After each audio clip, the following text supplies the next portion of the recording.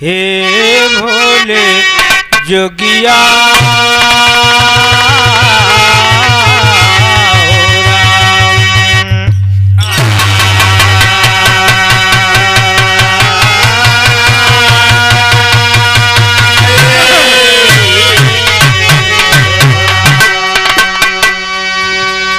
श्रोता बहिनी भाई सुना मन लाई, राजा उत्तान पात कई कथा सुनाई, जिनके लड़का ना भय भाई, तो एक दिन हाथ जोड़ के रानी बोली बात।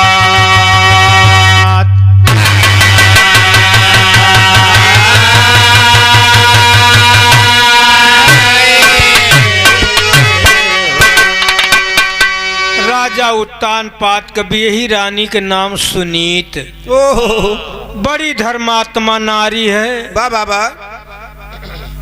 पति के सेवा बराबर करें, लेकिन मालिक के देन एक को संतान न पैदा भय। वाह वाह। जब संतान न पैदा भय तो भैया हो यही औरत के नारी के गोद दुई तरह खिलत है, वाह। कि तो साजन हो कि तो लालन हो। ओहो और साजन है लालन नहीं है तो गोद सोनी लागत है। ओहो हे भैया रानी का मन दुखित जरूर बा, लेकिन एक दिन राजा मूड़ी लटकाए के बैठा है।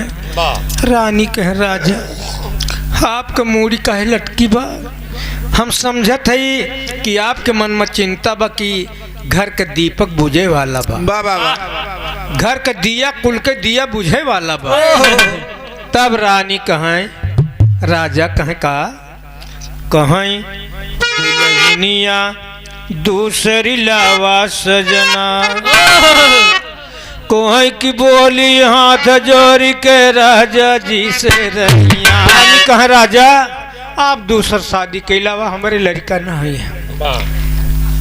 राजा कहे नाही रानी, कहे नाही हमार बात माना, कहे रानी दूसरी लावस दिया रचाई के रानी दूसरी।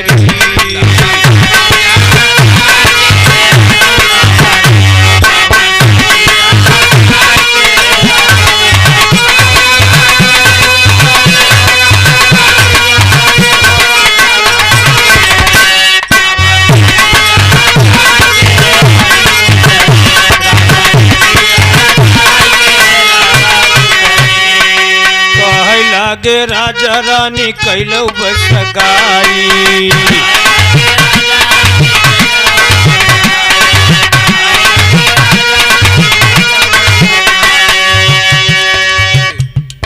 रानी जब शादी कैलाव तो बड़ा प्रसन्न ताप हो जाए घर में, तो हुआ मुँह फुलाए बैठी रहा, हम हुआ मुँह फुलाए बैठा रहा। वाह वाह वाह। बड़ी कलह होए। तो रानी कहे राजा कहे लागी रानी राजा कैली असगाई,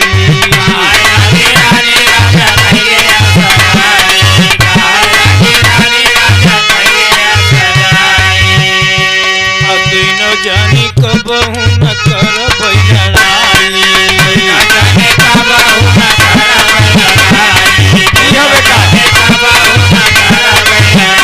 अरे तीनों कर जोर का है मुड़िया झुकाए के रानी दूसरी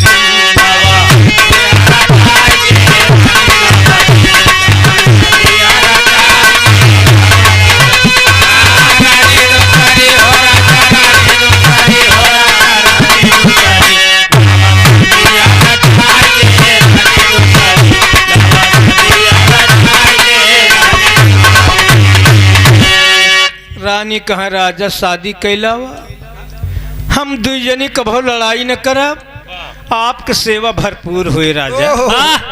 तराह संजोग लिख विधि कैली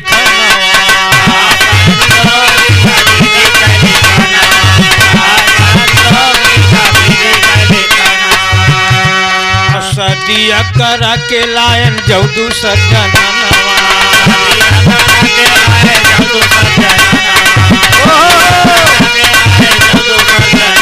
अरे राजा जी के कहा भवा कहा भावाया गवाह आय के रानी दूसरी लावा।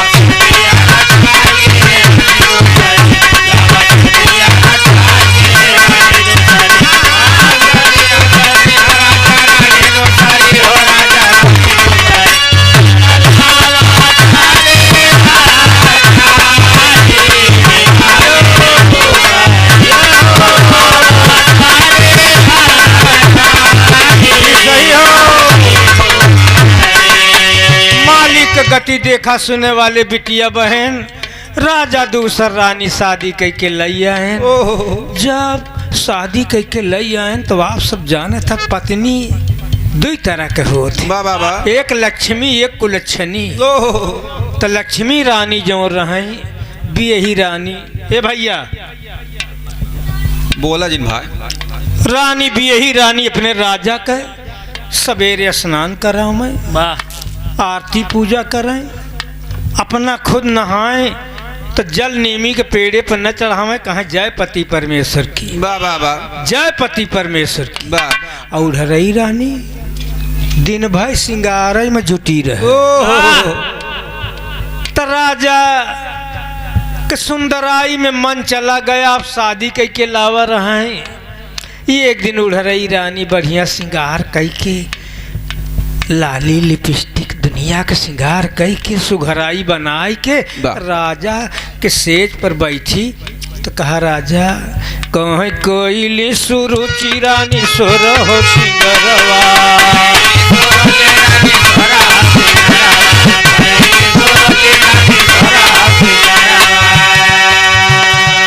कोयली सुरुचि रानी सोर हो सिंगरवा, हंसी हंसी से जिया पहलू लहरवा।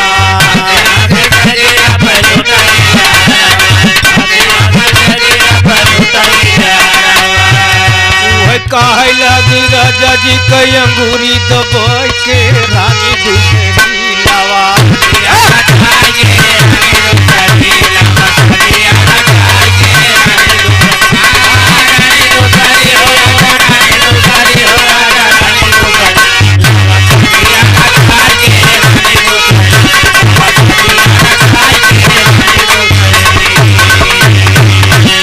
जब रानी सोरह श्रृंगार के सेज पे भाई राजा जी आए तो आप सब समझत है औरतन का कोनो चीज पति से काहे कहे तो बड़ा प्यार दुलार करत है।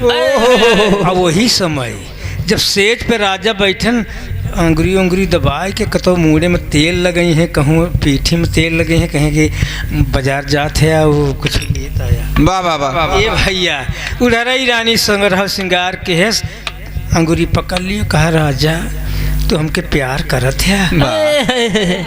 कहन बहुत प्यार करत है। कहन कितना प्यार करते है? कहन बहुत दिल से ज्यादा जब मानी था। कहन फिर जोन कहीं मनबा, कहन मानब, कहन मानबा, कहन मानब, कहन मानबिया, कहन मानब। तो कहन एक बात करा, कहन का कि कहे लगी रानी राजा माना मोर कहनवा।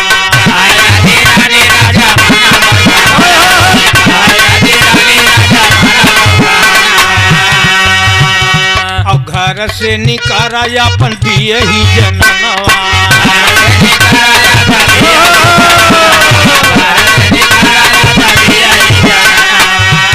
अरे दिन जाने मजा लूटी सगरा नहाई के रानी दूसरी लावा।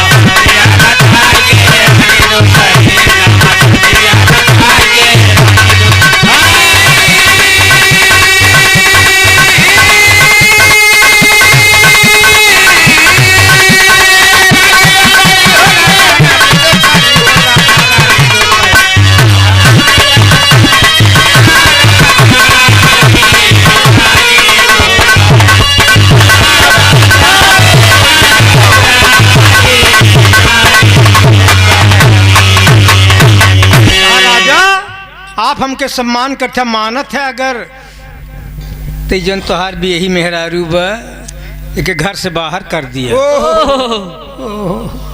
राजा के पैर के तरीक जमीन खसक गई। राजा वो दिल से तो नहीं लेकिन उड़हरी के प्यार में फंस गए। कहन ठीक। रानी का बुलाए, कहा रानी बियही रानी सुनीत और उधरी रानी सुरुचि। वाह वाह वाह।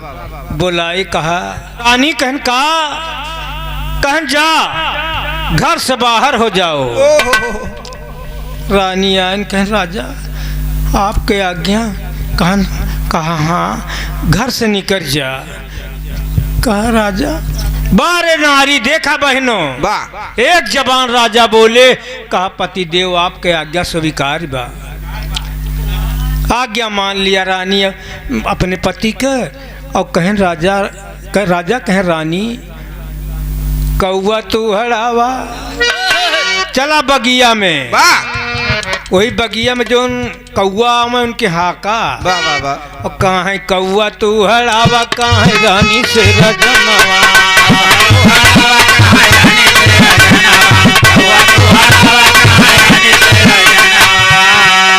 रतिया दिन हम पाव शेर भय भोजनवा।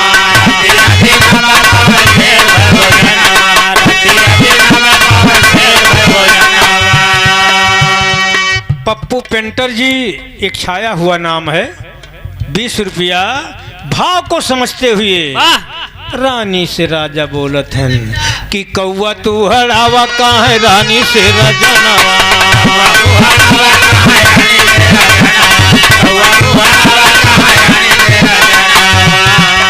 रतिया दिन हम पाव शेर भय भोजनवा।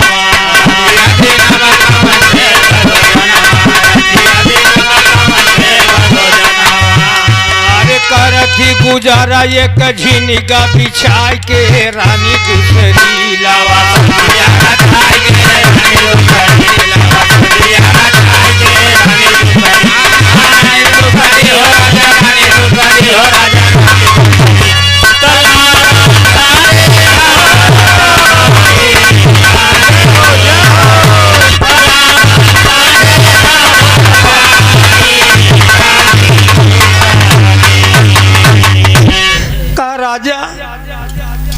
राजा बोले रानी बगिया में चला कौआ हड़ावा, एक शेर भोजन दिन भर में मिले। रानी का एक टूटा झिनका दे दिए। वारे पतिव्रता रानी ये नहीं कहन कि राजा हम कहे मेरे जाई। वाह वाह वाह। हम भी यही रानी यही हम मुकदमा लड़ब, हमारा हक का है। वाह। कुछ नहीं। जय पति परमेश्वर की। बहनों ये बात आप सबके बदे बहुत बढ़िया बा। वाह। पति के आज्ञा का मतलब देखा अब का होता। जब जय पति परमेश्वर की चरण पर मस्तक रख दिया और चल पड़ी, गई बगिया में झिनगा बिछा लिया वही में। लेकिन एक बात देखा, जब रानी गई जंगल में बगिया में तो जैसे पूजा हिया करत रहे। बगिया में राजा तो नहीं है लेकिन माटी के मूर्ति बनाया। वाह। और वही माटी की मूर्ति बनाए कि हमारा राजा है। सवेरे स्नान करें वही मूर्ति पर जय पति परमेश्वर की, जय पति परमेश्वर की, जय पति परमेश्वर की। भोजन बनावे, भोजन बना के तैयार करें, भोग लगावे जय पति परमेश्वर की। वाह वाह। सोवई लागे जय पति परमेश्वर की, जैसे उठे वैसे जय पति परमेश्वर की। यह जाप रहा, यह भजन रही रानी का। लेकिन एक दिन के बात देखा, कहें कि राह संजोग लिखा अब बनवा महारानी कर पति के पूजनवा।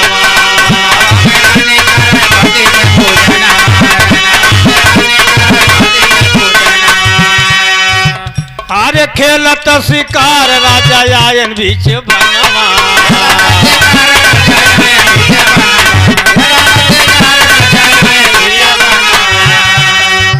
श्रोता भैया रानी जी की झोपड़ी में राजा गई आय के रानी दूसरी लावा।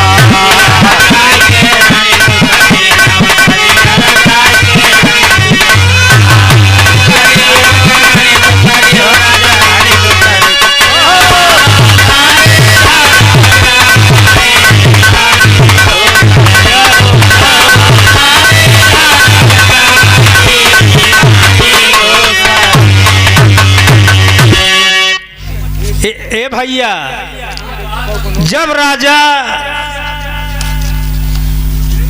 खेल शिकार गए, रानी की झोपड़ी में पहुंच गए, जंगल में पहुंच गए। तो रानी देखत हैं कि हमार राजा जेकर हम माटी के मूर्ति बना के पूजा करत रहे, आज प्रत्यक्ष आया है। तब क्या करती है रानी? क्या करती हैं कि रानी पहचान छुए पति के चरणवा,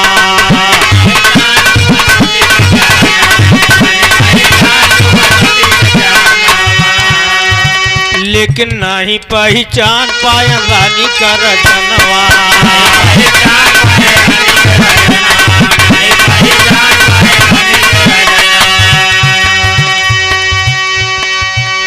जब राजा गए तब देखा कि हमारा राजा प्रत्यक्ष खड़ा है, राजा के चरण पर मस्तक रखा, और उठाया जब चरण से तो रानी के चेहरा पर बैराग चमक गया। अरे उड़रई रानी से कईयो गुना सुंदर रानी। तो राजा के कपारे चढ़ा कमवा धधाई के रानी दूसरी लावा।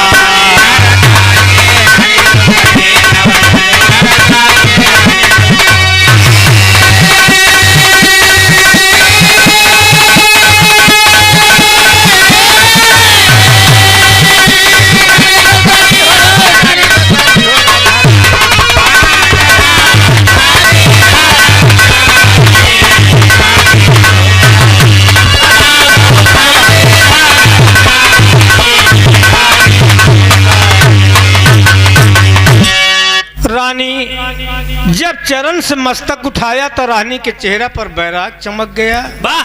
रानी कई गुना सुंदर। राजा जी देखें तो कहा आप कौन?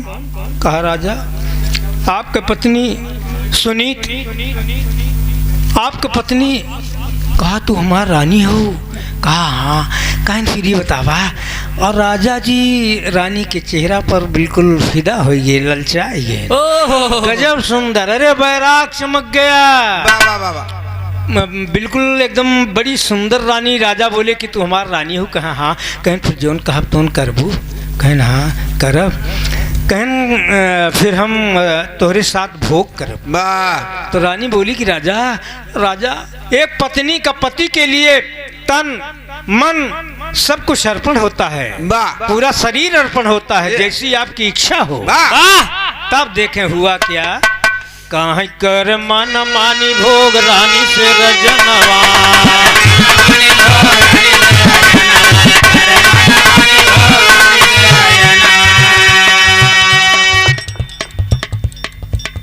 और नवाए महीना पैदा भा सुंदर ललनवा। वही बजनिया के डकवा पैदा बजनिया के। अरे रानी गोहराव नाम धुरु बधराय के रानी दूसरी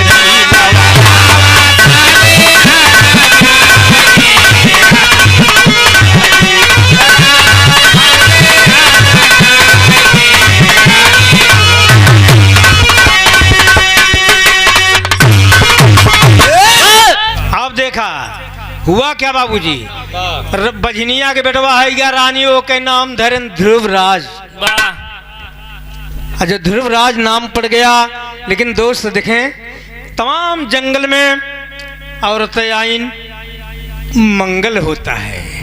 और मंगल गांव में मेरे रोज जुड़ के कहें रानिया तोहरी तौ जना में ललनावा गजबानी कला गाई रानिया रे तौ जना में ललनावा गजबानी कला गाई। कहाँ देवी देवता फूल बरसावा और वही बनावा में आवाई हो। रानिया चरे से बेनिया डोलावा लालन का दुलरावाई हो। रानिया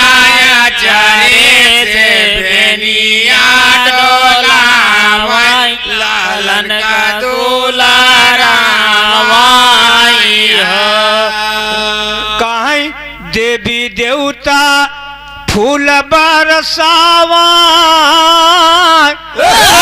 33 कोटि देवता सब आवई और जंगलवा में वही बगिया में नाचई हो बिना बदरी बदरी बिना बदरी बिना बदरी बदरी बिना बदरी कबर से सवना गजब निकला बिना बदरी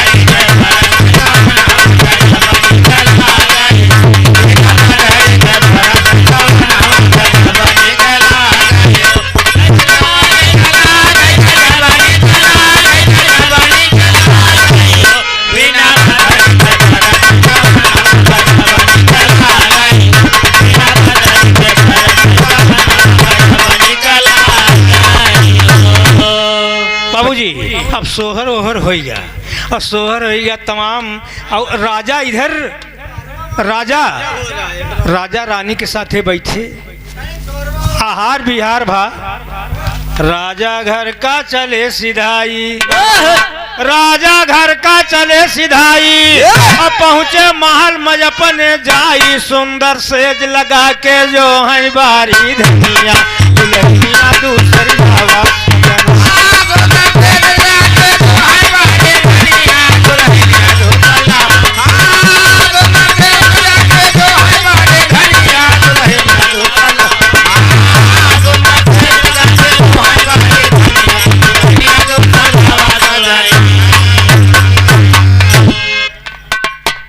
उड़हरी रानी सेज लगा के इंतजार करता राजा शिकार खेले गए। आज पता नहीं राजा खुद शिकार हो गए का इतने में राजा आई गए। रानी कहा राजा आज बड़ी देर कर दिया। राजा कहे रानी आज कुछ नए किस्म का शिकार मिल गया। अब जंगल में कुछ देर लगी ना उठन बैठब उठब तो अब देर हो गई। तो रानी पूछे तो राजा बड़ी देर कर दी। कह रानी नए किस्म का शिकार मिला।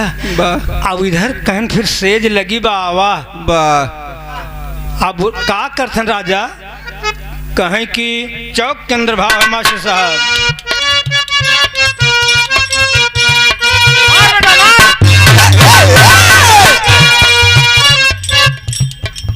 भोग के उनहू के संगमा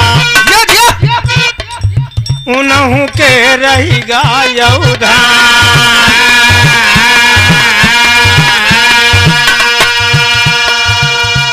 नवा महीना बीत गवा नवा महीना बीत गवा पैदा भइल सुंदर संतान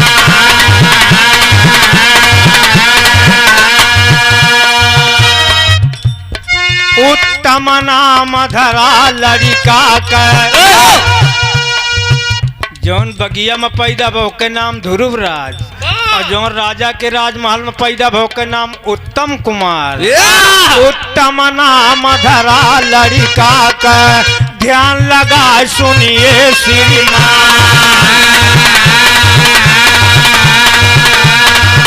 अरे पैदा हुआ लाल बगिया में पैदा हुआ लाल बगिया में ध्रुवराज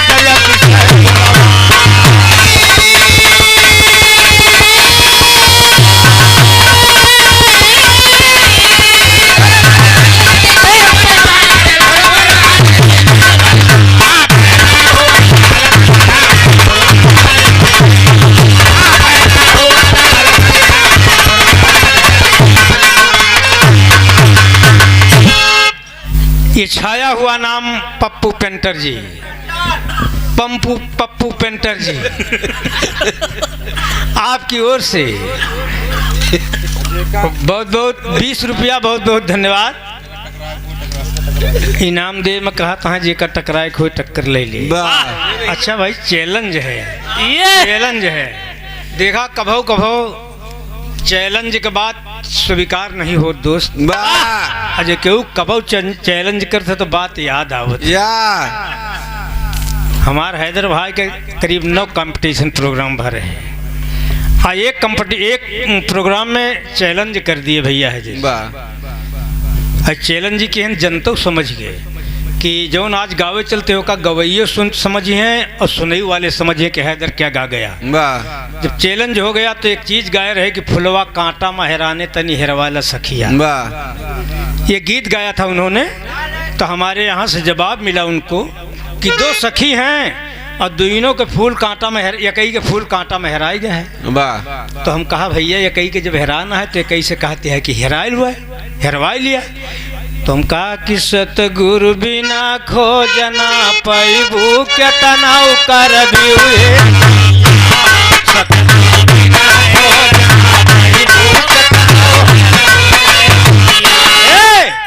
भैया गाए रहन हैदर भाई कि हमारे बाप कहन चला हर नाधा बरदा गाटा महराने। तो हम बताए कि करनी भरनी कई दुई गाटा तोहरे बाप बनायन।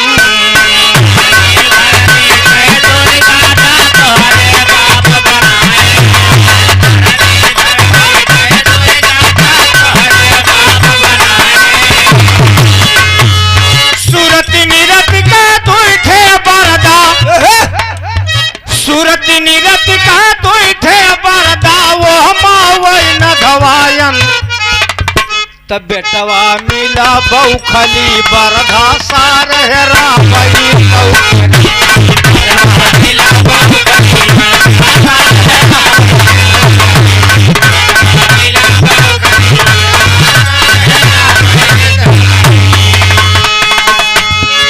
बताए भैया ये 20 रुपया डॉक्टर गोलू।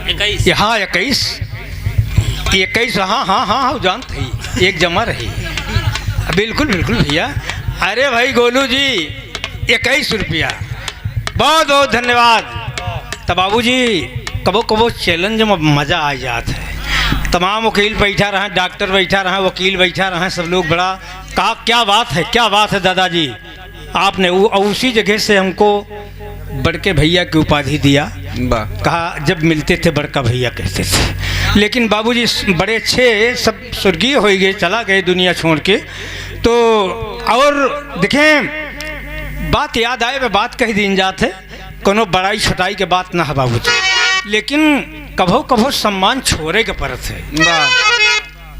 कभो कभो सम्मान छोड़े के परत है। जैसे समाज में हमका आपका सम्मान छोड़े के परत है। एक बभने के लड़का 5 साल के होए वो लखे की पैलगी करें हमसे। लेकिन अगर आप के अंदर गुण है तो फिर एक दिन एक दरोगा बन के एक पटेल का बेटा आ जाता है तो पंडित जी के घर के अंदर भोजन करता है। एक पासी का लड़का दरोगा एसपी बन के आ जाता तो उनके घर में बराबर बैठ के भोजन करता है। काबिलता सरदार वल्लभ भाई पटेल सब लोगों ने संघर्ष किया। उस रास्ते पर चलिए हम आप शिक्षित बनो और संघर्ष करो। तो बाबूजी इसीलिए कहना है कहाँ रहे तो बोलत रहे लाल बगिया में ध्रुव राजा। तो ध्रुव जोन राजा के घर में पैदा भा उत्तम और जोन बगिया में पैदा भा ध्रुवराज। ये भैया राजा अपने बगिया वाले घरे वाले लड़का का खूब खवा में पिया में दूध घी मलाई। अब बगिया में जो ध्रुवराज पैदा भैन जब 1 साल के भैन जान पड़े 2 साल के लड़का आया। अच्छा 2 साल भैन जान पड़े 4 साल के आया। और 4 साल के भैन जान पड़े 8 साल के आया।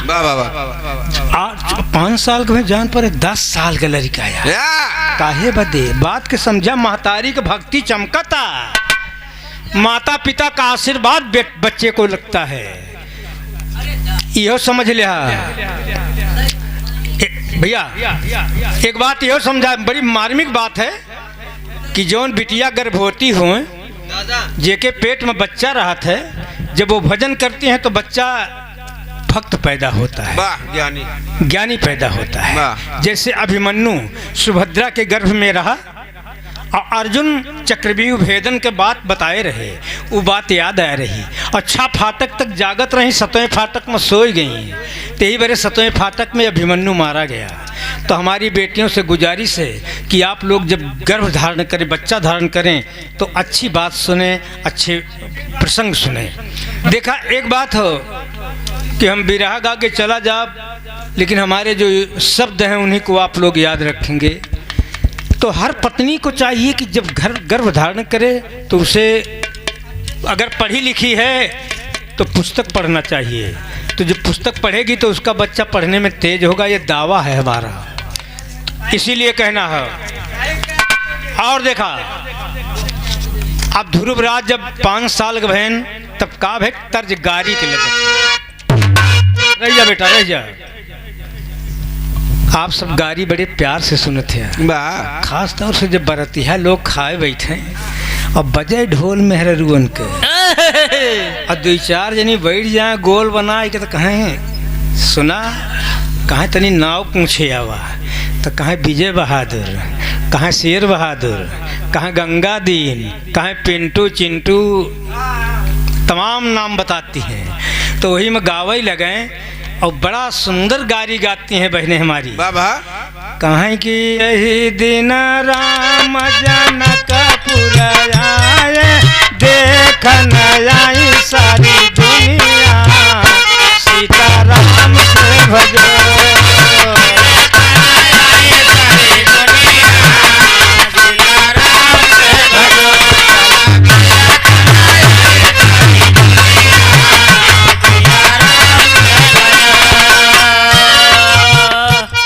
एक जनी तो यका गाय गई, तो दूसर की जनी गावे कहें।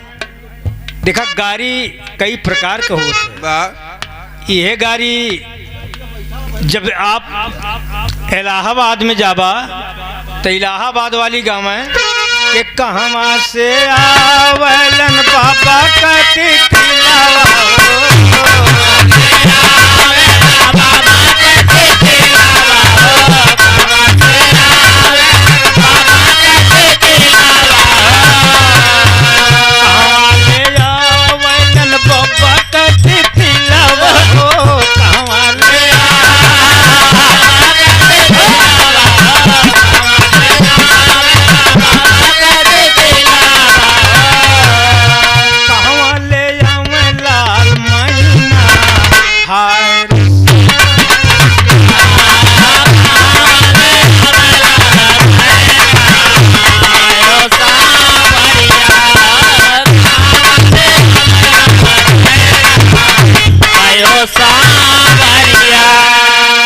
लेकिन यही के जब प्रतापगढ़ में आऊ गया तो प्रतापगढ़ वाली बिटिया गारी गावे कहें कि जीवन बैठे हैं राम लक्ष्मण,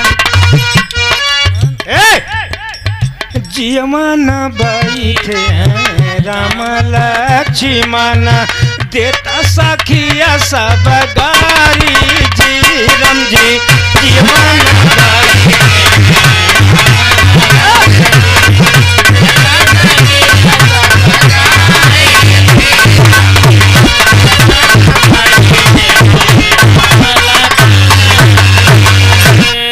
यही के जब और चला जाबा। ए भैया याद आई बात, एक बार गंगा के कछारे एक गांव कैथौल बा ऊंचाहार से आगे, वहीं बारात में प्रोग्राम करे गए रहे।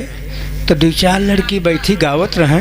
तो एक लड़की कहे गावे लागेन कि गंगा जी तेरा भला कर गंगा।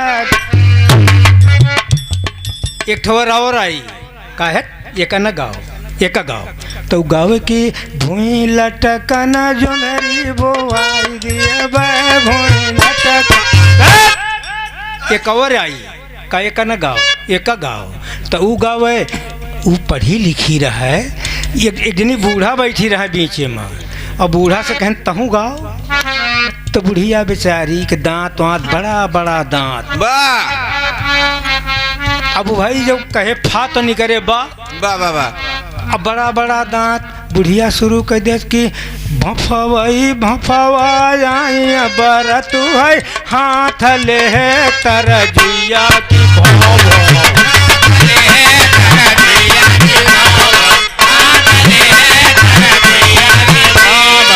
जब बुढ़िया कहे भाव भाव तो सब बरते हंसई लागी। बाबा हमहू बैठा रहे बगल में भोजन करे, तब भोजन करत रहे समाज में तो हंसाई आ गया। तो एक लड़की आई बुढ़ियों से कहे मारियो ना कटा लियो वाह जगन्नाथ यादव जौन भी रह गाँव यहाँ सब हंसता हैं एका ना गाओ एका गाओ। तो वो गावे लाग पढ़ी लिखी रहे तो अंग्रेजी में गावे लाग गाए कहे ओ माई डियर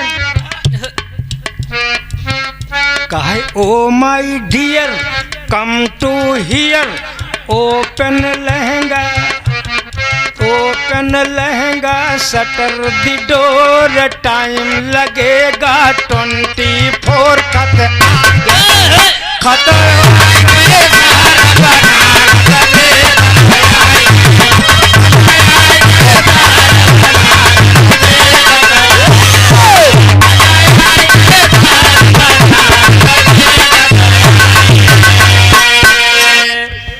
तो अब देखें ध्रुवराज 5 साल कही गए तो कहीं 5 साल का ध्रुवराज भय खेला कर बन मझारी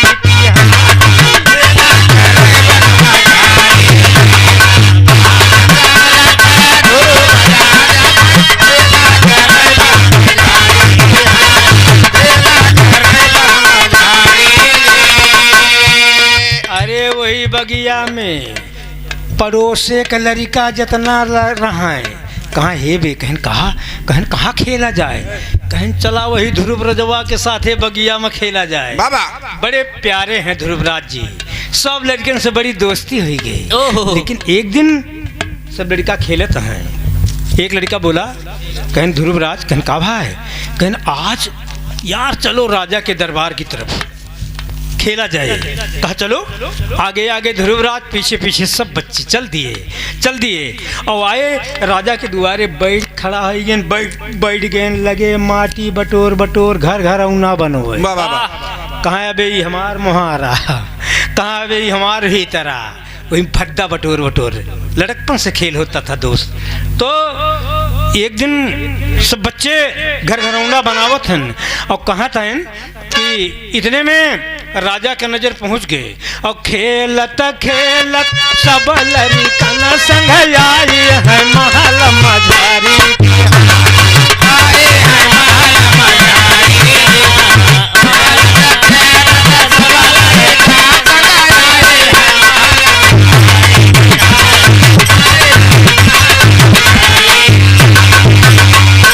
राजा देखें भत्ता बटोर के घर बनावत हन त राजा देख ध्रुवराज का राजा रहे मन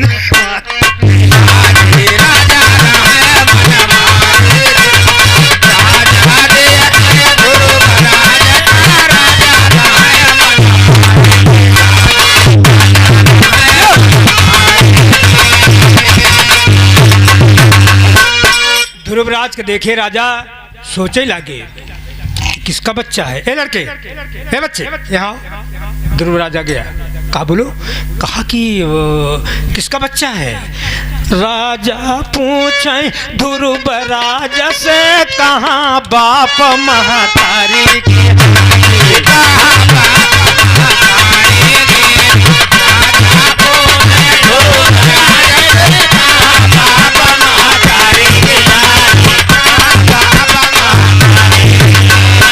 ध्रुवराज कहाँ बाप न जानी भैया राजा हम अपने बाप का नहीं जानी तो कहाँ ध्रुवराज कहाँ बाप न जानी लेकिन बनवासी न महतारी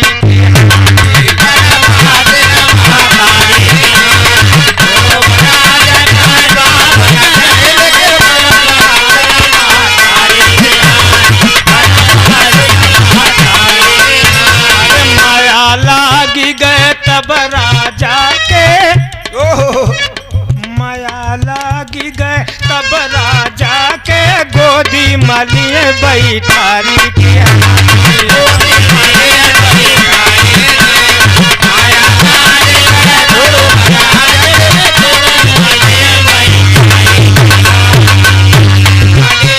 राजा जब देखे कि कौन है तुम्हारी बाप, तुम्हारा बाप कौन है, तुम्हारी माँ कौन है। ध्रुवराज कहें राजा हम बाप का तो नहीं जानते, लेकिन हमार माई कोई बगिया में रहा था। तब राजा समझ गए कि हमार बच्चा, लेकिन भैया राजा अपने गोदी में उठा के बैठा लिए और चुम्मई चाटई पुचकारी राजा रहे दुलराई।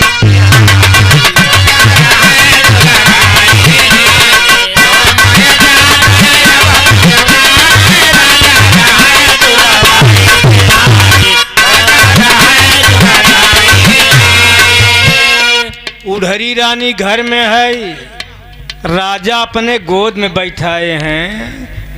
तब पलटी पुतरिया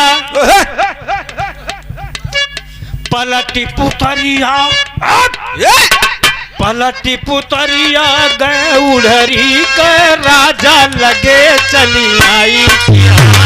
राजा लगे चली आई।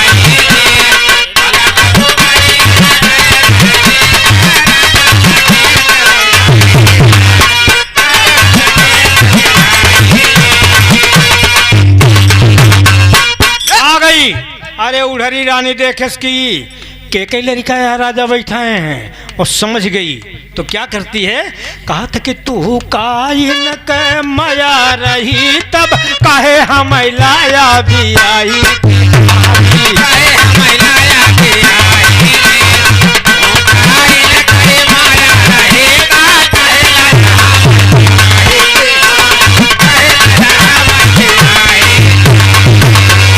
बात लचारी भई राजा का मुँह से भूली नहीं आई।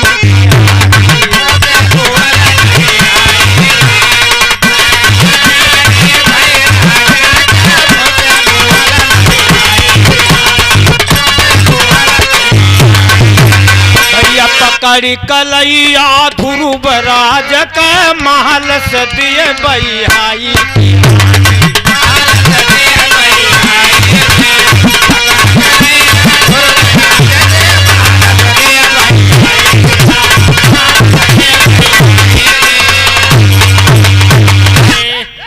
रानी आ गई, राजा के गोद में ध्रुवराज बैठे हैं, पकड़ के कलाई खींच लिया।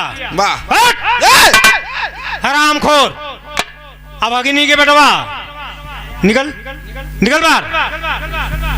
अरे बाबू, राजा की गोद से खींच लिया और एक थप्पड़ खींच के मारा ई गाले पर। ध्रुवराज गिर गए और जैसे न उठे कि कहन वैसे दूसरवा थप्पड़ दूसरे गाली पर। और कहती है हरामखोर, अब अग्नि के बेटवा, अगर तो का राजा की गोद में बैठे के शौक रहा तो हमारी गोद में पैदा भाव होते। इतना कह के और ध्रुवराज की खींच के थप्पड़ लाया। ध्रुवराज चल दिए, अपनी माँ के पास जाते हैं। बाबूजी रोता रोता ध्रुव भाग चला, माता के पास पधारा है। माता सुनीति कहने लगी, क्या बेटा किसी मारा है।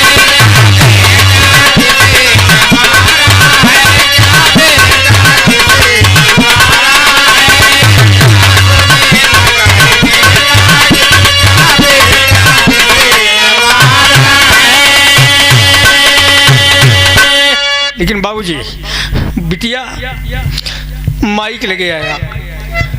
रोता रोता ध्रुव भाग चला, माता के पास पधारा है। और माता सुनीति कहने लगी, क्या बेटा किसी ने मारा है।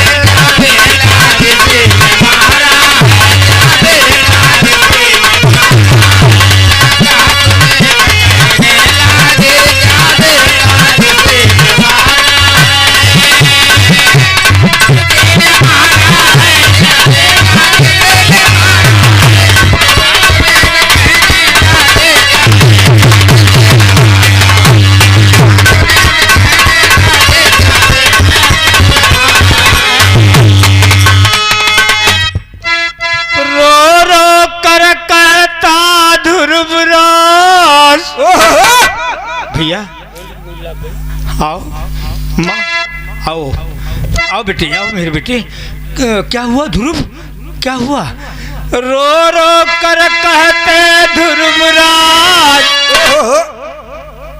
बहती आंसू की धारा है माई सब लड़कों के संग गए महल सौतेली मान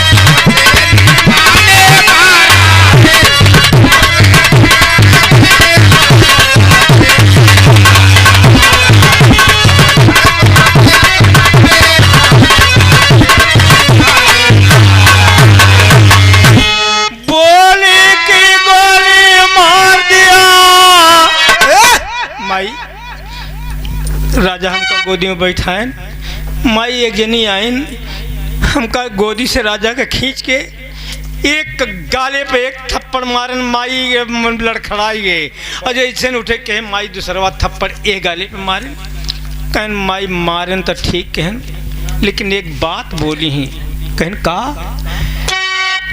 के बोली की गोली मार दिया माँ मेरा कलेजा फाट गया अम्मा कहा लाल हरि भजन करो जो भजन किया भार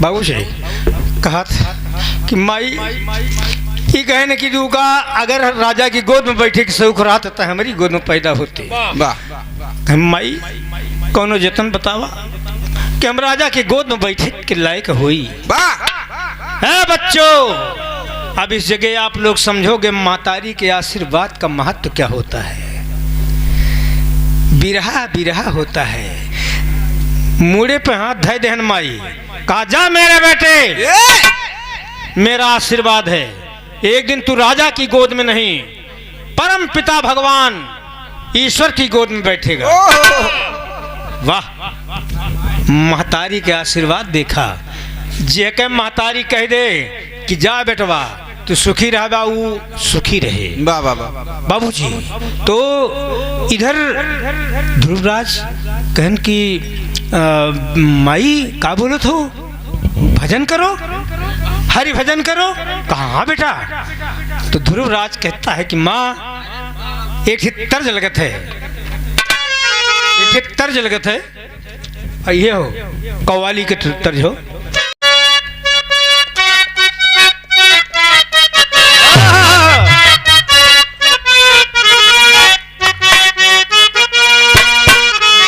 अरे उसे मारने वाला जग में उसे मारने वाला जग में हमने नहीं निहारा जगत में जिसका आई जगत में जिसका जगत पिता है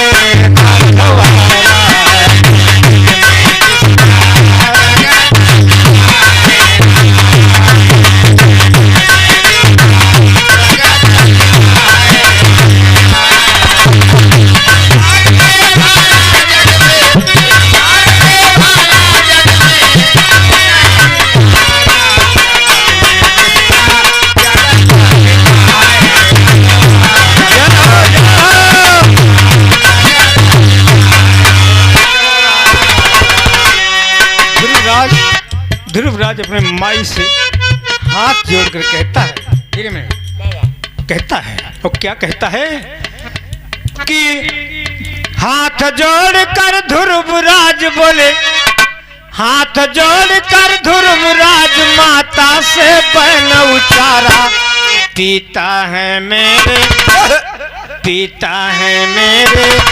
जग के सिरजनहारा।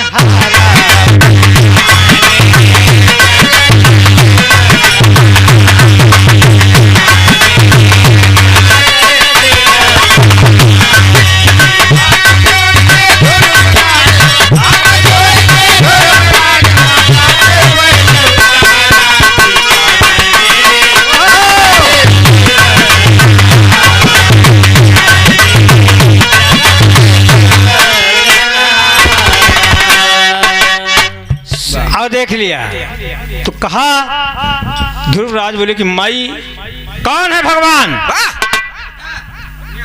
अरे हमार बाप राजा है। हम देखी थे कि हमारे बाप के दुआरे तमाम लोग आवत हैं, क्यों कुछ मांगत है, क्यों कुछ मांगत है, क्यों कुछ मांगत है, सबका मिलत है। मेरा पिता भगवान है। तो कहते हैं ध्रुवराज कि हाथ जोड़ कर ध्रुवराज बोले, बहुत मजे में बेटा, हाथ जोड़ कर ध्रुवराज बोले माता सुना ध्यान लाई, हमर पितस का राम बड़ाया कहे बर राम को गोराई। मात सुनीता कहने लागी बेटवा सुना ध्यान लाई, तोहार दादा यसवई दादा बनम बिगाड़ करई भाई।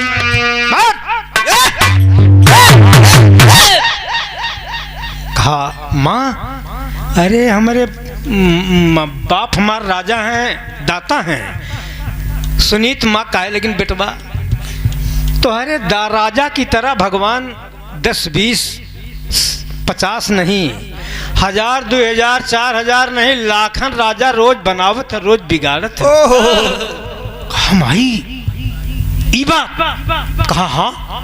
तो कहते हैं कि ध्रुवराज कहे माँ मेरी,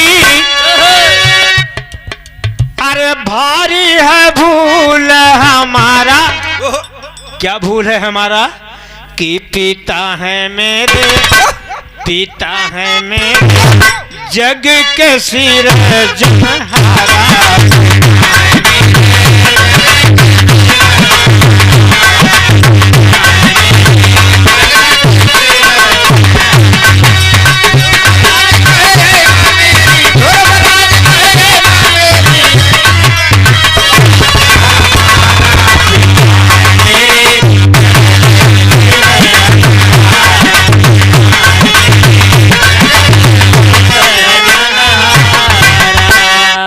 हम आई, फिर हमार भूल है। कहा हाँ बेटी ये तेरी भूल है। कहा फिर माई हमका आज्ञा दिया, माई के चरण पकड़ लिया, अब माई के चरण पकड़ के मस्तक रख के चल दिया। कहा जात है हम, आज्ञा दिया माई। आज्ञा दी ना माँ ध्रुवराज को बन की धरे डगर देखो, आज्ञा दी ना माँ ध्रुवराज को बन की धरे डगर देखो। वन गमन किया है ध्रुवराज राजा को मिली खबर देखो, तुरंत बुलाया है नौकर को राजा दिया ये डर देखो। हाली हाली नौकर भागा घेरे खड़ा डगर देखो, हाली हाली नौकर भागा घेरे डगर देखो, हाली हाली नौकर भागा घेरे डगर देखो। हाथ जोड़ के नौकर बोला लौट चलो अब घर देखो, एक सीधा से दुई सीधा मिली है होते रोज फजर देखो। मार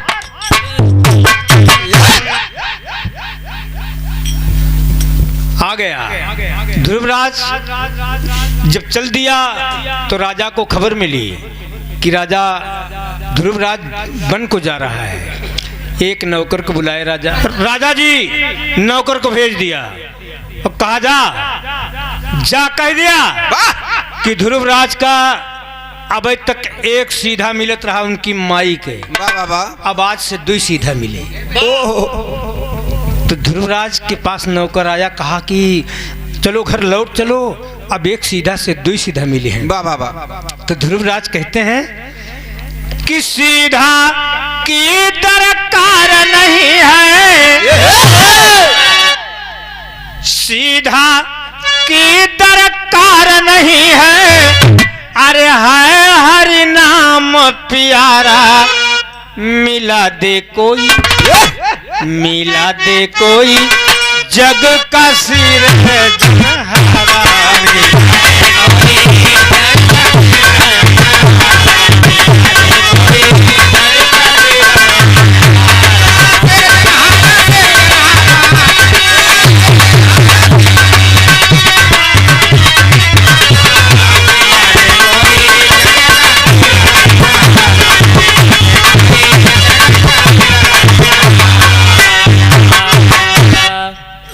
जयकरण जी की मम्मी जी और टहिया की धरती से 20 रुपए से सम्मान करती हैं, बहुत बहुत शुभ आशीर्वाद बच्ची के। लेकिन बाबूजी कहा ना तू दू सीधा देवा, अरे सीधा के जरूरत नहीं है, अगर तोका लौटाए के लई चले के बा तो दुनिया के परम पिता परमात्मा भगवान से मिलाई दे, हम अब्बे लौट चलब। नौकर मामला गड़बड़ हो गया, कहा हम न कराए पाऊ भगवान के दर्शन, हम न कराए पाऊ। तो कहें फिर तू भगवान के दर्शन न कराए पाए तो हम लौट के चलियो न पाओ। बात के समझा कि 5 साल के ध्रुवराज है, 5 साल का बच्चा घर छोड़ दिया। आवाज जब झाड़े जा था पाती खुरकी कहन भूत आए आवत है। अब 5 साल का लड़का जंगल में जा रहा है, तपस्या करने जा रहा है दोस्त। तब अभी लड़का ना लौटे, नौकरनी जाना मन ही मन, हाली हाली भाग चला राजा से कहने लगा बचन, लड़का तोहार अब ना आए सही जान लो हे राजन, दूसर नौकर राजा भेजा कह दो देंगे आधा धन, आधी राज दे देंगे। लौट चला बाबा, नौकर आया ध्रुवराज से कहे घरे का लौट चला, आधी राज तुम्हें दे दई है तोहरा दुख अब यह टला, डांट के बोले ध्रुवराज की अब हम घर का ना जइबे, के बोले ध्रुवराज की अब हम घर का ना जइबे, जो है जग के पालन करता उनके गुण नुबाद गइबे, नौकर आई कहा राजा लड़का तोहारी अब ना आए, तब छोड़ सिंहासन राजा दौड़ नंगन पैरवा से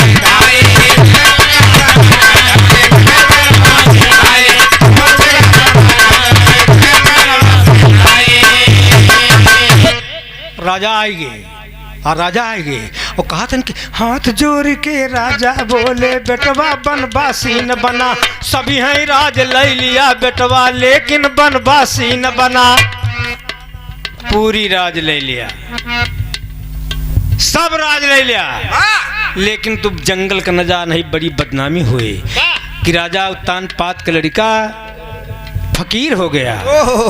तो ध्रुवराज कहता है कि बाबूजी, ध्रुवराज कहता है कि राजपाट का दरकार नहीं ना, बाबूजी राजपाट का दरकार नहीं ना, अरे है हरि नाम प्यारा पिताजी हमें, अरे पिताजी हमें प्यारा मुरली,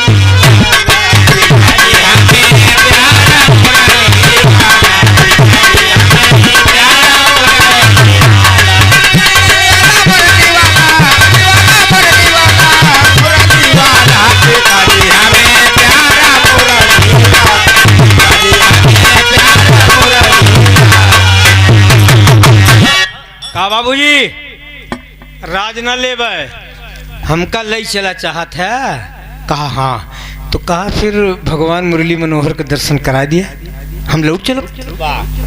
कहन बेटा अरे जो ने भगवान के बात करता है, जोगी यति सती सन्यासी जिंदगी व्यतीत कर देते हैं तपस्या करके, लेकिन उनका दर्शन नहीं मिलता है।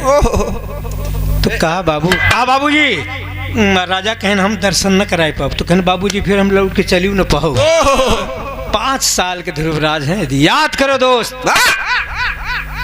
और एक बात यो समझ लिया कि भक्ति होती बा बाबा, ये दरवाजे पर एक घरे में बिरहा गाए वो घरे में लड़का दारू पीत रहा। वाह ध्रुव चरित्र सुन के दारू छोड़ दे, आज इंदौर में है। इंदौर से फोन आवत है, 2 टाइम फोन करता है कि गुरुजी आपका बिरहा सुन के हमार जिंदगी सुधर गई। मेहरारू बात करे थे, कहा गुरुजी आप जौन बिरहा गाए दिया कि हम दोनों प्राणी रोज लड़त रहे लेकिन दारू छूट गए, दारू छूट गए। ध्यान दे इधर। ध्रुवराज बोले कि बाबू न जा पाओ, अगर तू दर्शन न करा सकता तो हम लौट के चलियो न पाओ। तो कहा फिर बेटा जाओ। पिता माता जी का आशीर्वाद मिला था और पिताजी का भी आशीर्वाद मिल गया और चल दिया। लेकिन विशेष बात समझा कि 5 साल के ध्रुवराज हैं, अब भक्ति करने के लिए चल दिया।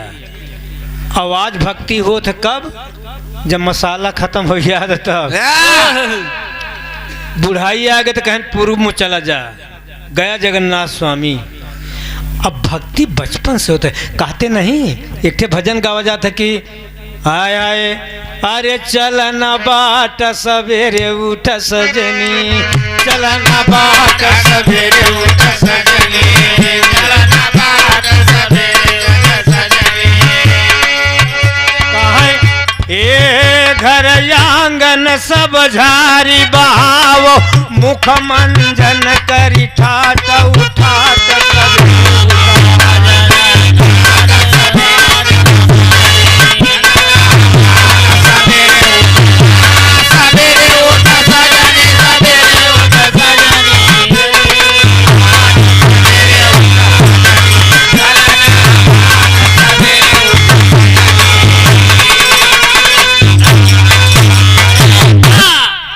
सवेरे उठे का मतलब जब बचपना से भक्ति करा। भाव सागर का लंबा पाठ, भाव सागर का लंबा पाठ सवेरे उठा सजनी। तब बाबू बिटिया बहन भक्ति मेहरारू का नहीं न बांटी, मन सेधु का नहीं न बांटी। देखा एक बात और विचार करा, केहू केहू का परमात्मा मालिक है। बच्चे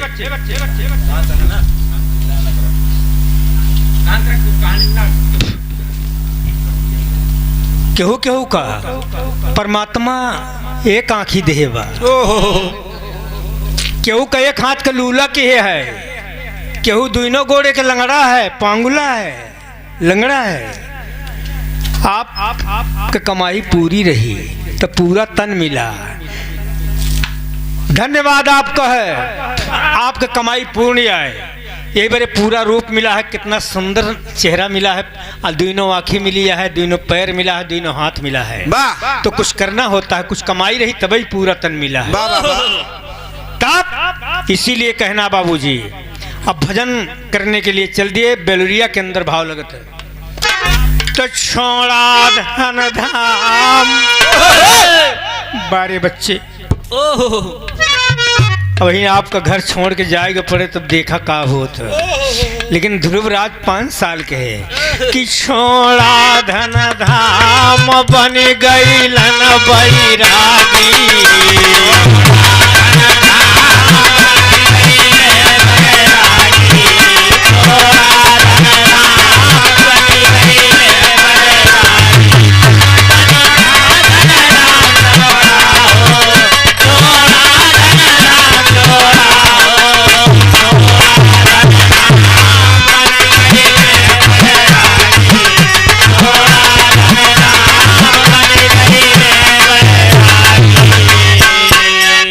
एक बन नांग गए न दूसरे बन तीसरे बन मायाए,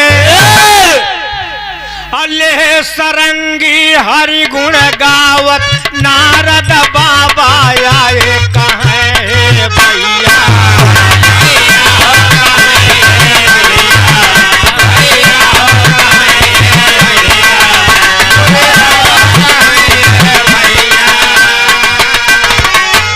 एक बन, 2 बन, 3 बन जहाँ डाकी गए, और चौथे बन में जब पहुंचे नारद महाराज नारायण नारायण नारायण नारायण नारायण करते आ गए।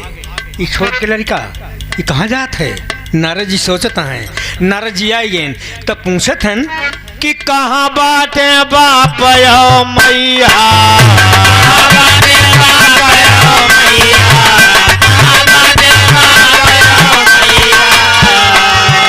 का बाटन पूर कसैया,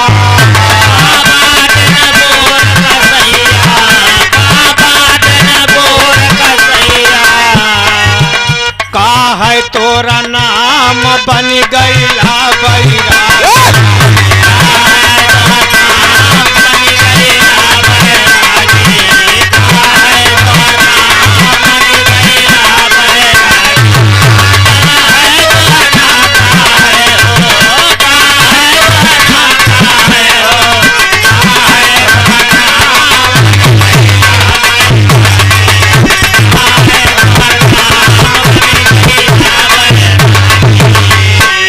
नारद जी बोले ए बच्चे यहाँ आओ। कहा बाबा। ध्रुवराज बोले बाबा हमें बुलाया? कहा हाँ हाँ। कही बताओ तोर नाम का बा? तोर माई बाबू कसाई है कारे? अरे नान के लड़का घर से बैया देन, तोर माई बाप कसाई है का? ध्रुवराज कहे कि बाबू बाबा जी हमारी बात सुना, बहुत शुभ आशीर्वाद भैया, और परिवार में सुखी रहे, परिवार खुश रहे। भक्ति जितना जने ध्रुव चरित्र सुनत है, जितनी तपस्या कहे पे उनका फल मिला, उतना एक भक्त का चरित्र सुनने से फल मिलता है। ये देखा कहा गया था?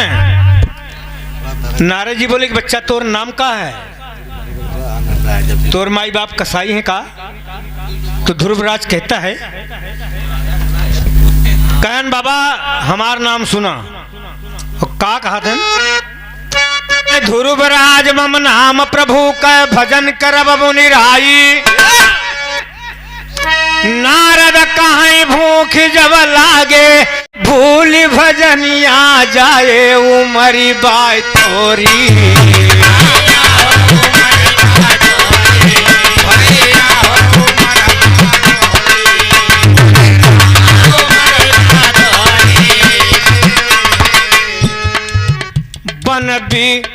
बन बीच बाघ गुर्राए,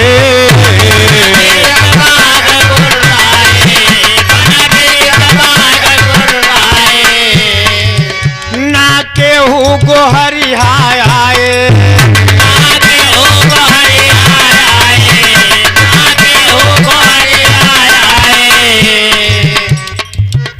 कहन जब भूख लागे तो भजन भूल जाए। और यह सुना जंगल में शेर चीता भेड़िया रात हैं, सब तो का खा ही रही हैं। तो कहें है बाधा तमाम, है बाधा तमाम, बन गईला बैरागी।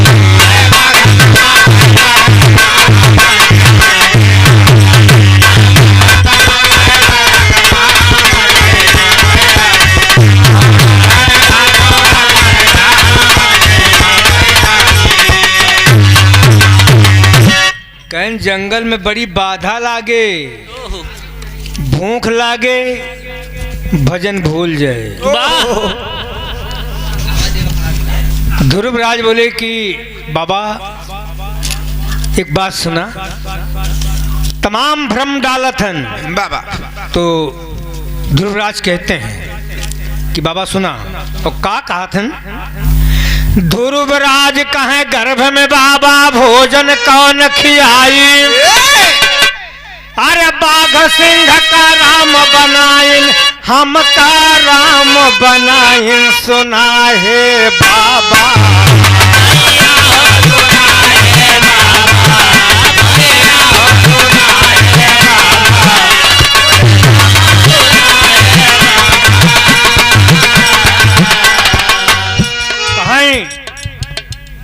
जौन बाघ भगवान बाघ बनेन, शेर बनेन, चींटी बनेन, हाथी बनेन, वह भगवान हमका बनेन बाबा। कैसे बाघ खाए रहे हैं? कहें बाबा हो सुना हो बाबा,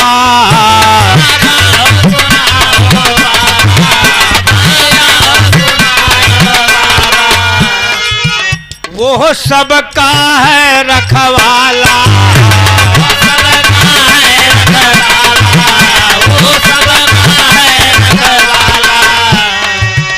दशरथ सुत धनुहा वाला,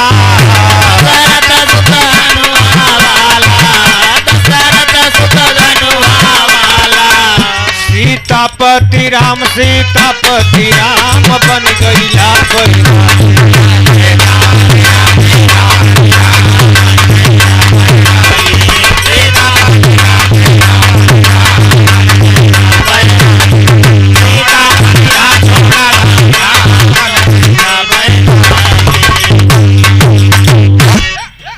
का बाबा जौन भगवान हाथी बने हुए, भगवान चीटी बने हुए, भगवान हमका बने तार भला भाई ले लौकी के बाजा तू दुनिया का भ्रम में डाला था हमका।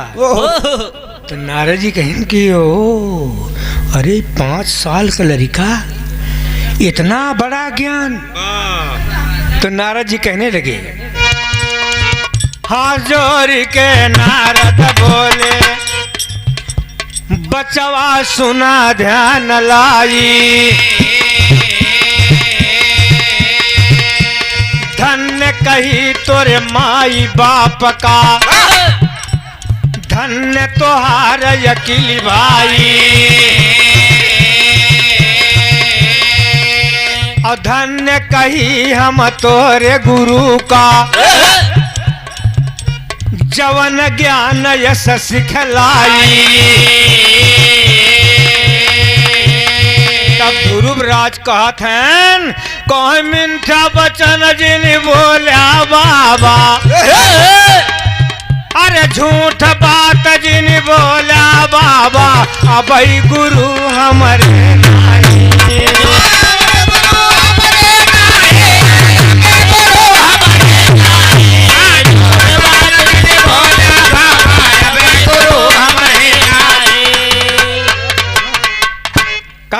झूठ न बोलो बाबा, अब हमारे गुरु गुरु नहीं ना।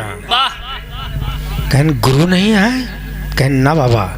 तो कहते हैं नारद जी कहते हैं कि बेटा गुरु बिन भानिधि तरा न कोई, अजो बिरंची शंकर सम कोई। कहा बाबा बेटा बिना गुरु के उद्धार नहीं है, चाहे शंकर और ब्रह्मा के समान आदमी क्यों ना हो जाए। तो ध्रुवराज कहन बाबा ये तो तू बात बताया कि ये जंगल में हम गुरु कहाँ पाई। तो नारद जी कहन कि तो का गुरु हेरे की जरूरत नहीं है, तोहार विचार स्वच्छ है, आवा बैठा हम तो का उपदेश दे। बारे ध्रुवराज और जंगल में मालिक की मर्जी देखा, गद्दी तैयार हो गए। गुरु गद्दी पर बैठ गए नारद जी और दासा तन पर बैठ गए ध्रुवराज। ध्रुवराज कहन महाराज जब मनई उपदेश लेत है तो अचला लंगोटी सीधा दक्षिणा कुछ दीन जात है और हमारे लगे तो कुछ नहीं बा। तो नारद जी कहन देखा भैया हम उन गुरुओं में गुरु ना हई कि चेला चेला गुरु गोहरावई, चेला मंत्र लिया भाई, और चाहे मरा चाहे जिया हमका रुपया दिया भाई।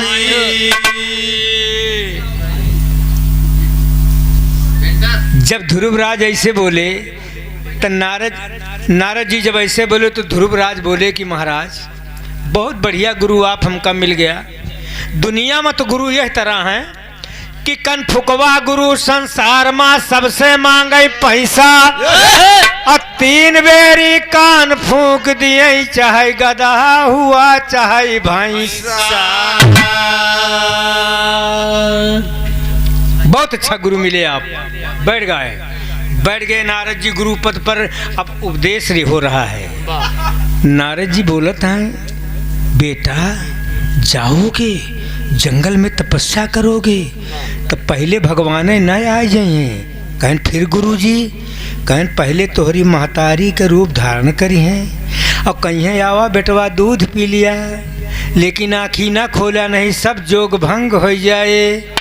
और कहें फिर बाबा, कहें फिर आँखी जो न खोलब्या तो कामदेव और रति यही हैं, बढ़िया बजना बजई हैं, मोहिनी गाना गई हैं, लेकिन बच्चा आँखी ना खोला ना ही सब जोग भांग हो जाए। ध्रुवराज कहे छक्का बाबा, मान लिया हम आँखी बंद के ही रहा और साक्षात भगवान है हमारे आगे आई गई हैं, अब आँखी ना खोलो तो कैसे जानब कि भगवान है। वाह वाह वाह। बारे ध्रुवराज क्या क्या सवाल कर रहा है 5 साल की उम्र का बच्चा। वाह वाह वाह। नारद जी के दिमाग चकराई गया। कहन बच्चा एक बात सुना, तीसरी मर्तबा असली भगवान प्रकट हुई हैं तो यही कहना। और क्या कहना है? कहा कि असल के नारायण प्रगट हुआ त जऊ नहीं कहूँ करा भाई,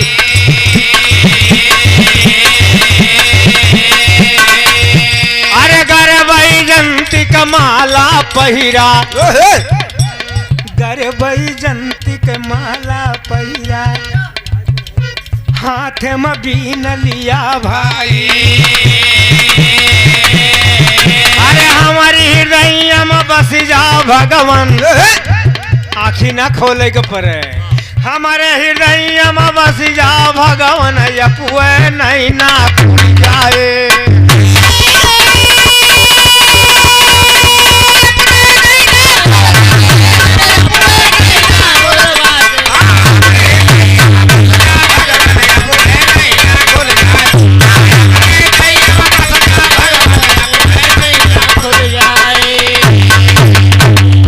कहा भगवान यही कहना कि आँखी ना खोले के पड़े, हमारे हृदय में प्रवेश किया, हमारा आँखी खुल जाए।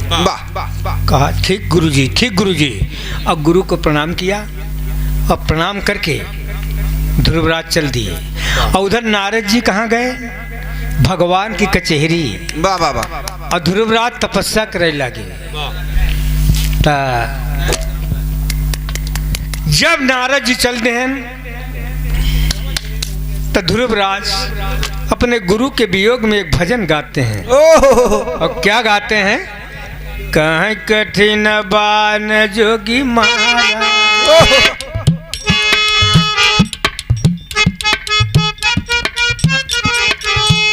कस कहिया मोर प्रेम बान जोगी मारा,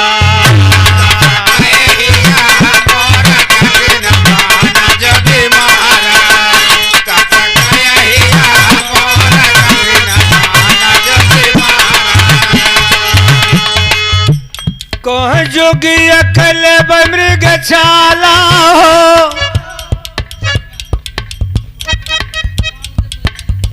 शांति भैया। जोगी अकल मृग छाला हो, अपनो पट चीर दुइन कसीब गुदरिया,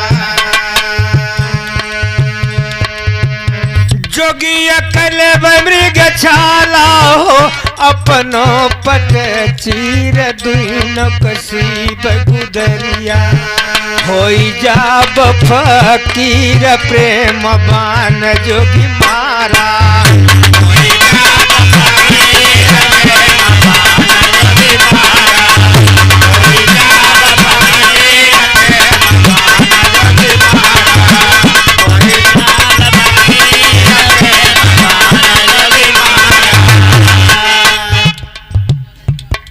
और कहाँ जोगी अकले बयंगुठिया हो, अपनो गरे हार, जोगी अकले बयंगुठिया हो, अपनो गरे हार, दुइनो के बनऊ सुमिरनी, अजब सिया राम प्रेम बान जोगी मारा,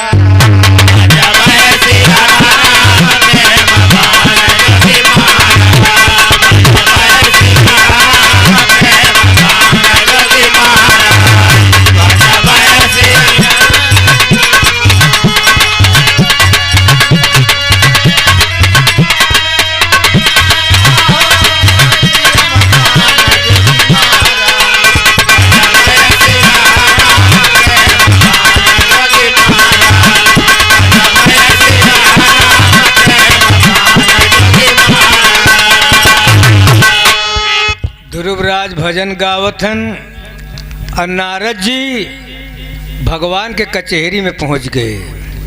और इधर ध्रुव जी का करथन, बैठ गए आसन लगा के तपस्या करे के बदे। जब तपस्या करे बैठ गए तब देखे यहाँ का भाव तरज बदल के भैया। ओही बनवा में ना, ओही बनवा में ना बैठे लाई के धियानवा, बनवा में ना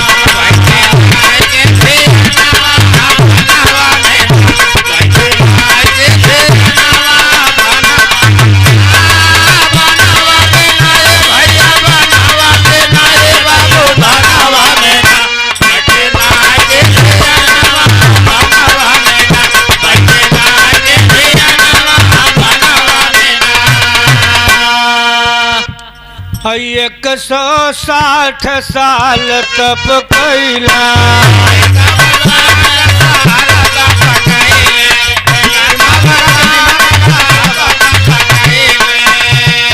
नारायण प्रगट नहीं भइला,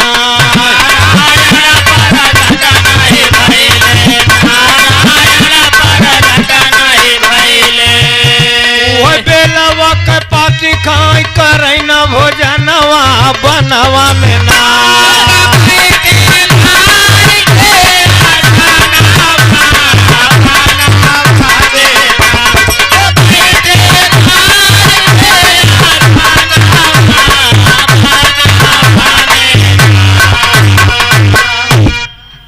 बेल के पेड़ के नीचे जब बैठे तपस्या करे 160 साल तक तपस्या किया, लेकिन भगवान के दर्शन नहीं मिला। जौन बेल के पाती पेड़े से गिर के आवे जमीन में वही के उठा के खा ले 160 साल, लेकिन जब दर्शन नहीं मिला तो मिल भगवान का जनही दर्शनवा,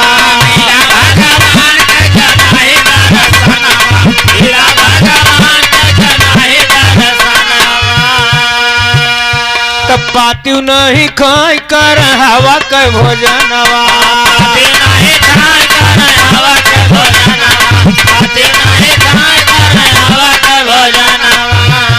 अरे छूटा शिव का ध्यान सुने वाले भैया, बेल का पत्ती खाना छोड़ दिया। 160 साल के बाद हवा पी के रहे, मुंह खोल दे जितनी हवा प्रवेश की जाए बस वह भोजन हो जाए। तब और छूटा शिव का ध्यान हिली गई इंद्र सनवा, बनवा में ना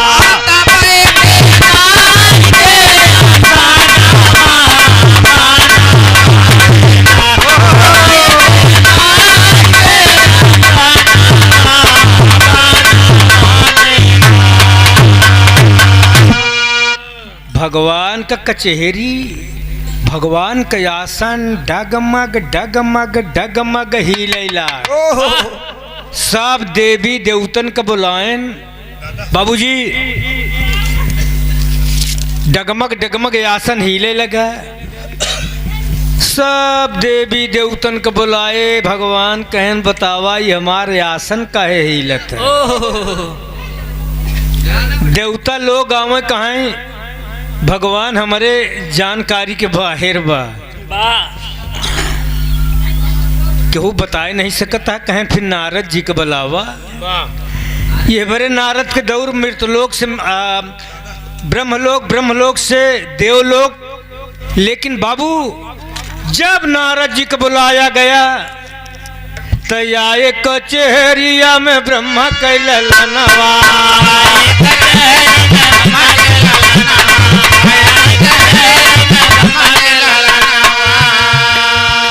और काहे भगवान मन हमारा कहनवा।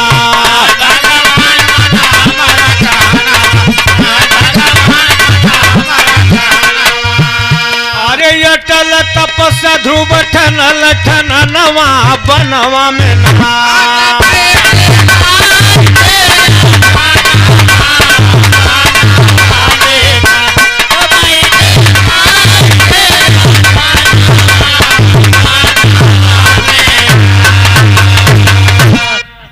नारद जी कहन भगवान ध्रुव अटल तपस्या ठान दिया है। एक काम करा कि छोड़ा आसन जल्दी कहीं कर जोर मुनि राई, और ना ही ब्रह्मा लोक भस्म हो जाई।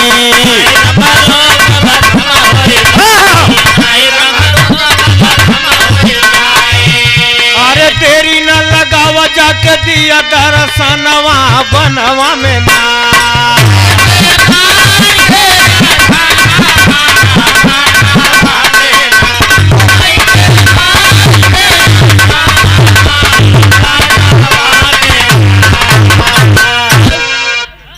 भगवान से नारद जी कहन जाए के दर्शन दिया, नहीं ब्रह्मलोक अमरलोक ना सब जने भस्म हो जाए। तो भगवान कहन ई बात कहा।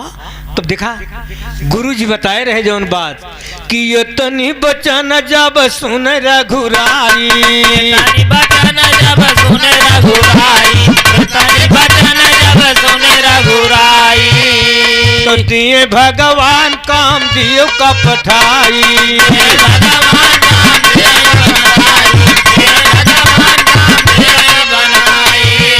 अरे साथ चली रति काम दियो क जननवा बनवा में ना।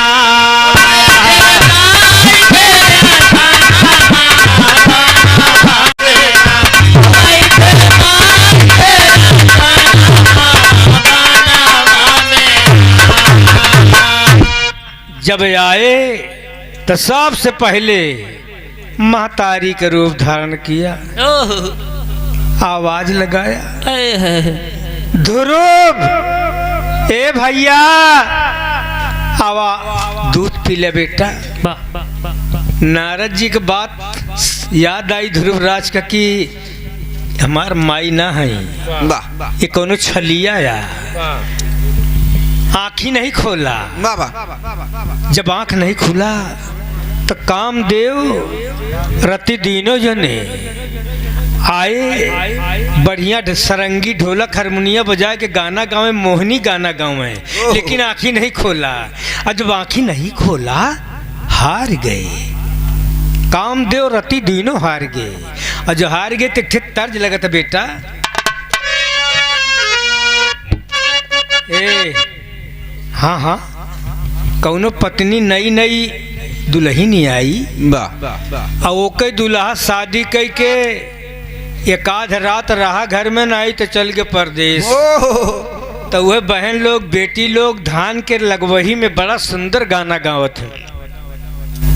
तो का करतन हमार बहन लोग बिटिया लोग गावत हैं कि हाय हाय अरे तुम प्रीतम प्यारे चल है परदेश तोरे महियो नाला।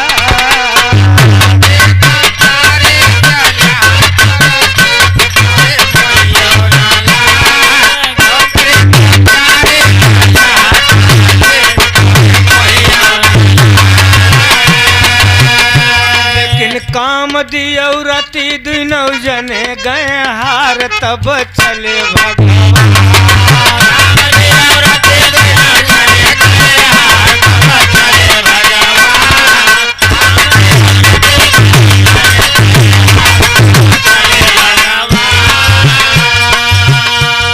गए भगवान वही बनवा में आई,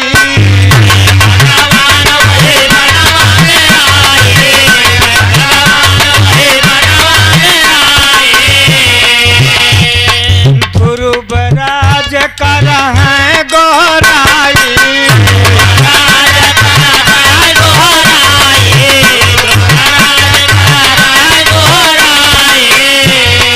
उठा ध्रुवराज करा दर्शन हमार, तब चले भगवान।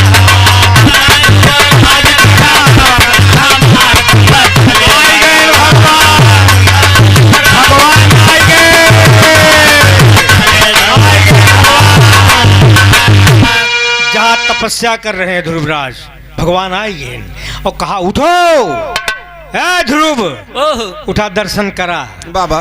तो सुनत बचन ध्रुव कहाँ ऐसी बतिया,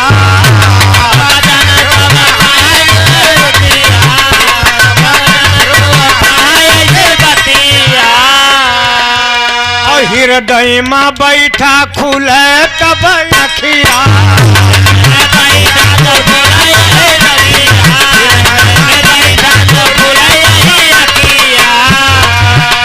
अरे गरवा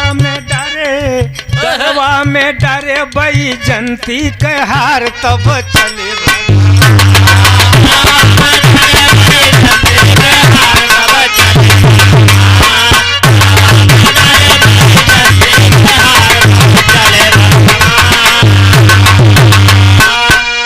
भगवान अगर आप साक्षात प्रभु परवरदिगार प्रकट हुआ तो आँखी न खोले के पड़े, अपने हमारे हृदय में बैठ जा हमरे और अपने आप आँख खुल जाए। तब बात कहत देर लगत है लेकिन रूप बदल घट माही हिलत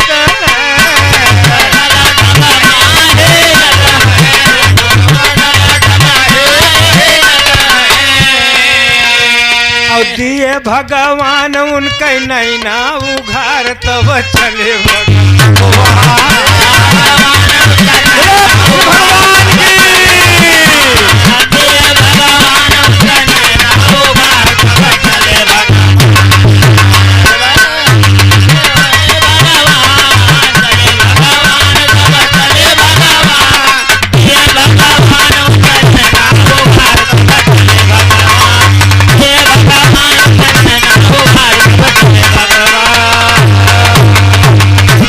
भगवान के आँखी खोल दी।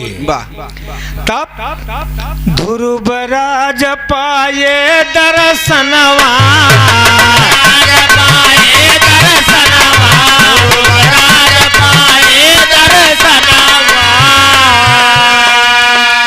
और हाथ जोड़ी भगवान के गिरल चरणवा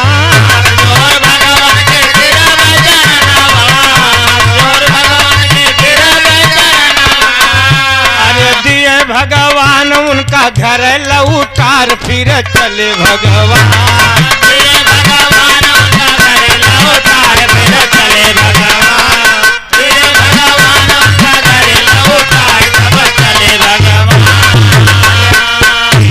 भगवान के चरण पर अपना मस्तक टेका, भगवान का साक्षात दर्शन किया।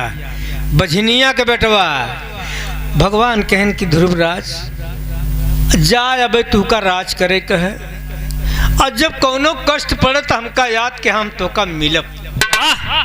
तो ध्रुवराज अपने घरे आवत है, बहनिया बिटिया रहा अपने घरे आए, लेकिन राजा के राजमहल में नहीं गए। कहाँ आए?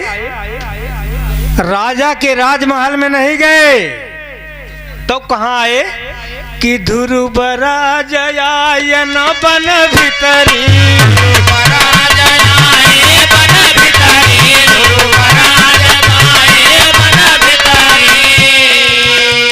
और रुए रुए माई भई रहे अंधरी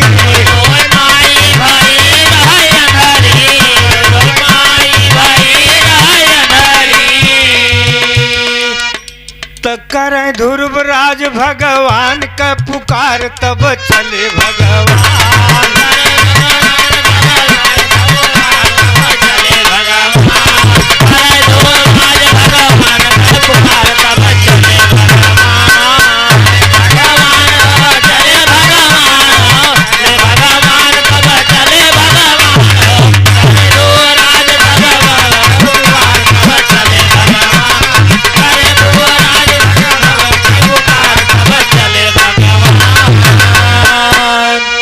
ध्रुवराज आए, कहा माई जब आवाज सुना, हे भैया केहू आवाज न पहचान सके, लेकिन महतारी एक ऐसी माँ है कि माई अपने बेटवा के आवाज कभी भूल नहीं सके। आंधरी हो गया है लेकिन पहचान गई। कहा बेटा ध्रुव आओ मेरे लाल। हम कहा माई तुहार आँखी खा बेटवा, जब से गया हम तोहरे वियोग में रो रो हमारा आँख चली गए। वाह ध्रुवराज खड़ा हो गया, कहा आ दुनिया के मालिक परवरदिगार, अगर आप हमसे सच्चा वादा कहे हुआ तो भगवान हमका दर्शन दिया, हम कष्ट माहे। बारे भगवान भक्त के पुकार सुन के अपने वादा को पूरा किया। आए गए भगवान और ध्रुवराज अपने माई के मूड़ पकड़ के, सर पकड़ के भगवान के चरण पर रख दिया। और जैसे चरण पर रखे मस्तक माई के, वैसे अंधेरी माई के दोनों आँखें टक से खुल गई, खुल गई। देखे भक्ति का प्रताप। और वह बजनी के बेटवा, और वह अंधेरी माई के पतिव्रता धर्म के फल का अभाव। ध्रुवराज कुछ दिन तक राज किया। कुछ दिन के बाद भगवान के बैकुंठ से विमान आया। अपने माई के कहन की माई बैठा, माई का अपने बैठा है, और राज अपने पिताजी का बैठा है। और नहो माई का बैठा है विमान पर, जौन माई मारे रहे गाल लाल हो गया रहा। कहना आवा तू हूँ आवा। अपनी सौतेली माई के बेटवा उत्तम को भी बिठाया और भगवान के बैकुंठ को प्रस्थान किए। आज भी ध्रुवराज का नाम अमर है। उत्तर दिशा में आप देखते हैं ध्रुवतारा के नाम से भक्त ध्रुव उदय होता है। तो इसीलिए कहना है कि भक्ति अटल बैराग्य अटल है, भक्ति अटल बैराग्य अटल है, अटल भक्ति जो पाए, अटल भक्ति गुरु माया राम से, अरे सूरज पाल जी पाए। दुल्हनिया दूसरी लावा सजना, कविवर गुरु शरण कह पहले कैली खनिया। दुल्हनिया दूसरी